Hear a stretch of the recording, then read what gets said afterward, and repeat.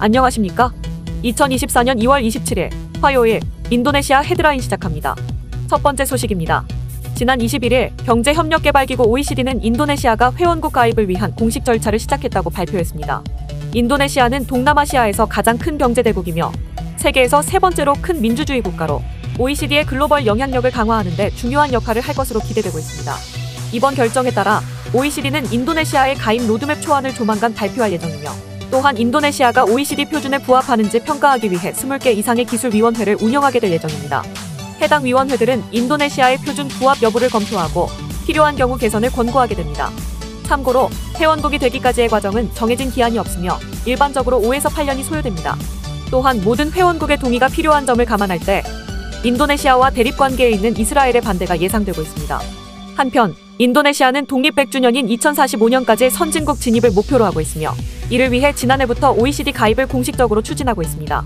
만약 인도네시아가 OECD에 가입하게 되면 동남아시아에서는 최초이며 아시아에서는 일본, 한국에 이어 세 번째 가입국이 되는 것입니다.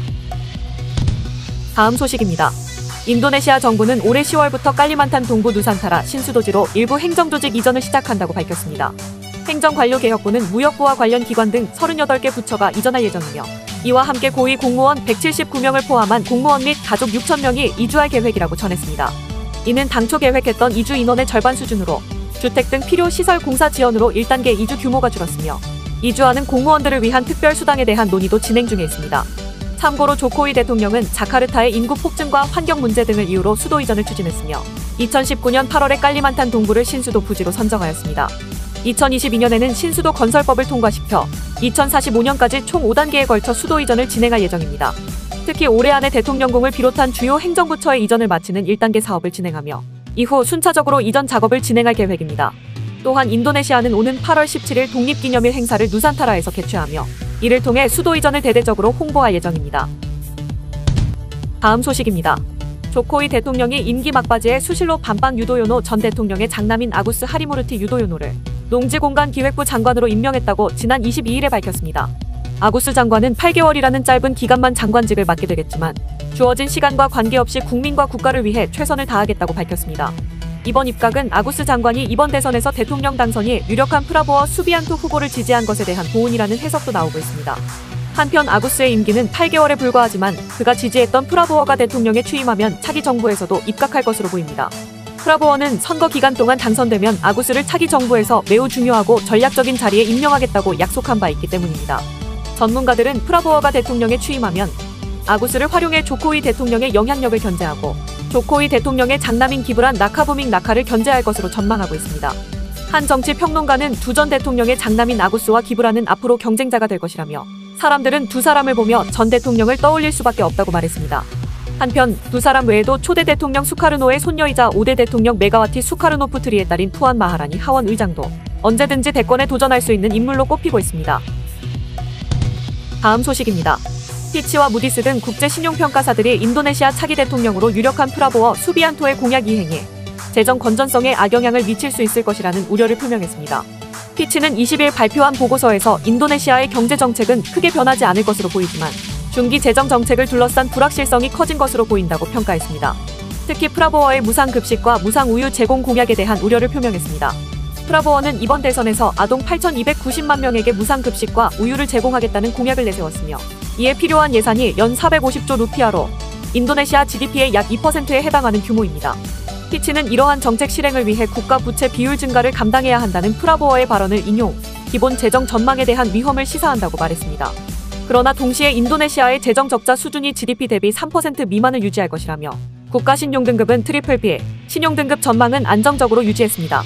무디스도 프라보어의 무상급식 등의 정책이 시행되면 인도네시아의 보수적인 재정 정책과 부채 비율 관리에서 벗어나게 될 것이라며 현 시점에서 국가 신용도에 대한 영향은 중립적이지만 정책 방향과 공약 이행 가능성을 진단하기 위해 의회 구성에도 주목해야 한다고 밝혔습니다.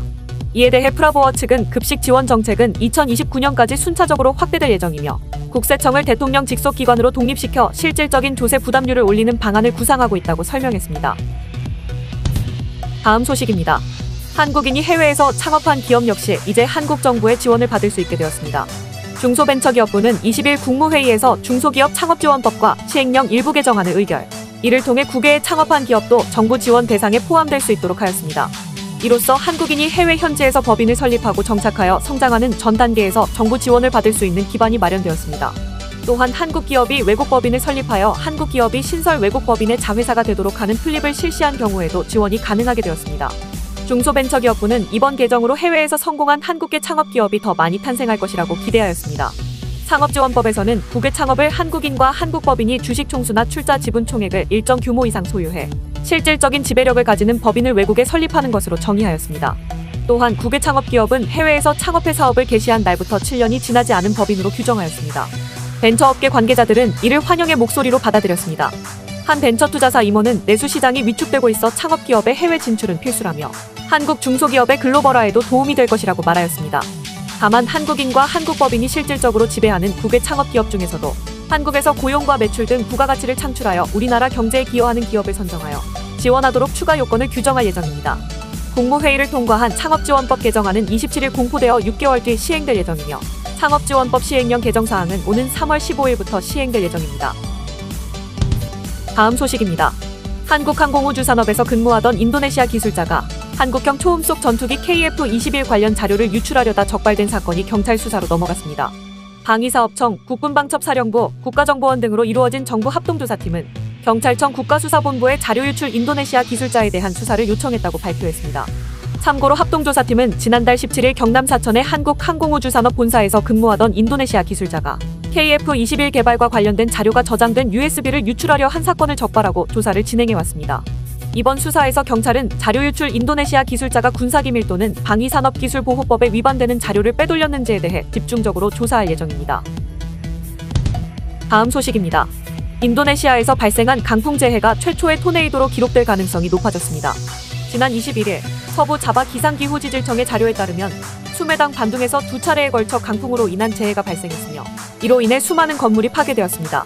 인도네시아 국립연구혁신청의 기후 및 대기연구센터 연구원 에르마 율리아스키는 이번 강풍이 인도네시아 최초의 토네이도일 가능성이 있다고 밝혔습니다. 참고로 토네이도는 태풍과 달리 바람의 세기가 더 크고 반경이 더 넓으며 최소 풍속은 시속 70km입니다. 서부 자바 기상기후지질청의 잠정 분석 결과에 따르면 이번 현상의 주요 원인은 인도네시아 주변의 해수면 온도 상승, 사이클론 순환의 존재, 그리고 서부 자바 일부 지역의 불안정성 지수 상승 등으로 밝혀졌습니다. 이러한 조건들로 인해 구름의 성장이 증가되어 토네이도 발생 가능성이 높아진 것으로 보입니다. 인도네시아의 이번 토네이도 발생 가능성은 기후 변화에 대한 새로운 인식을 제공하며 앞으로의 대응에 중요한 참고자료가 될 것으로 예상됩니다. 시청해주셔서 감사합니다. 다음 시간에 뵙겠습니다.